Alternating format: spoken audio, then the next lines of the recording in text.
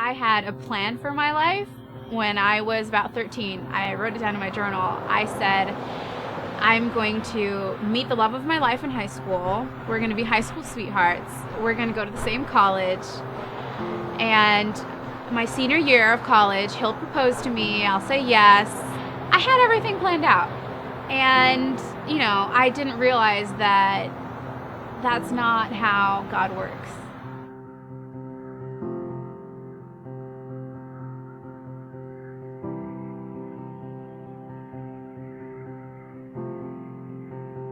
My plan was off to a good start in high school. I was dating someone who I thought had potential for being my life partner.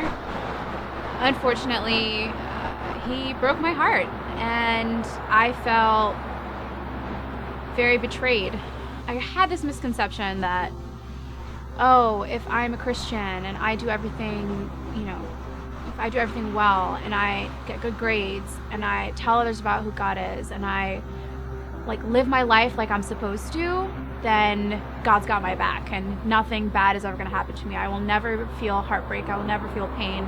I felt betrayed by God, and I made the decision to just live life without him. I looked around at my friends. I had a lot of friends who weren't Christian, and they saw life and they were happy and they were seizing the day, and I thought, well, they seem happy, they don't have God, why don't I do that? It only got worse when I got to college.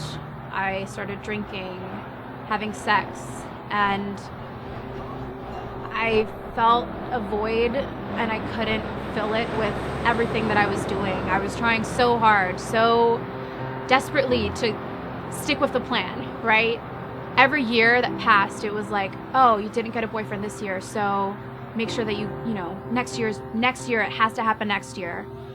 And my friends, they were really worried about me. They actually had an intervention for me. They thought that I was living recklessly. I remember one time I woke up and my room was a mess.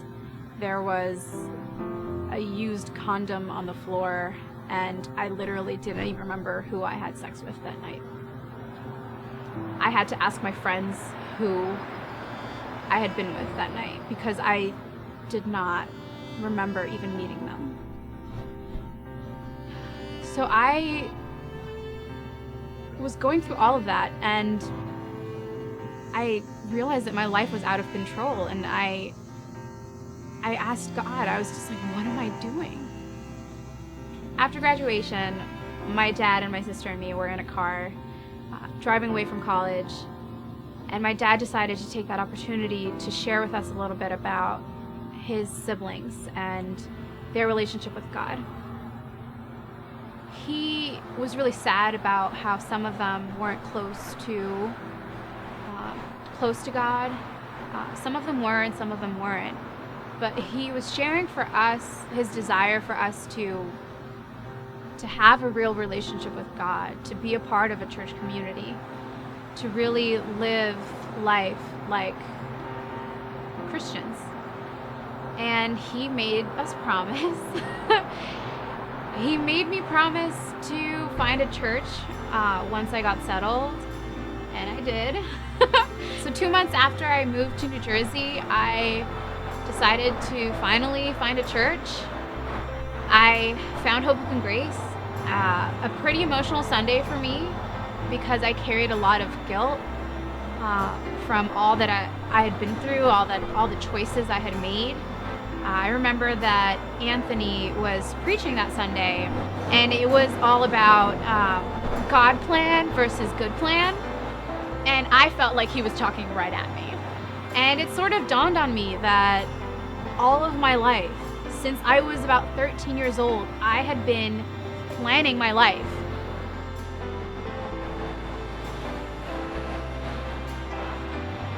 I had been planning my life according to what I thought my life should be, and I wasn't consulting God at all. I was just like, yeah, this is what I want. This is what I should have. So it was a really emotional Sunday. I started crying. Um, but that Sunday I met some really great people. I started greeting a few weeks later. I joined a dinner group, and I really found a community at Hope and Grace.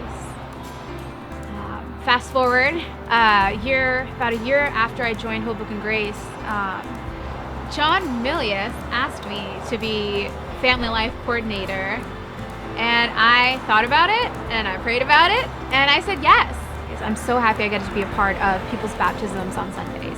I love when people decide to become a member at Hope and Grace. Like, it means that you're not just standing by, that you're not just living life on your own terms, that you're looking out, that you're looking at God for what it is that your life should be. And anytime that anyone decides to look to God for that and find their happiness in Him, find their confidence in Him instead of in themselves or in drugs or in sex, I am thrilled. I'm so blessed that I get to be a part of people's lives in that way. I love it.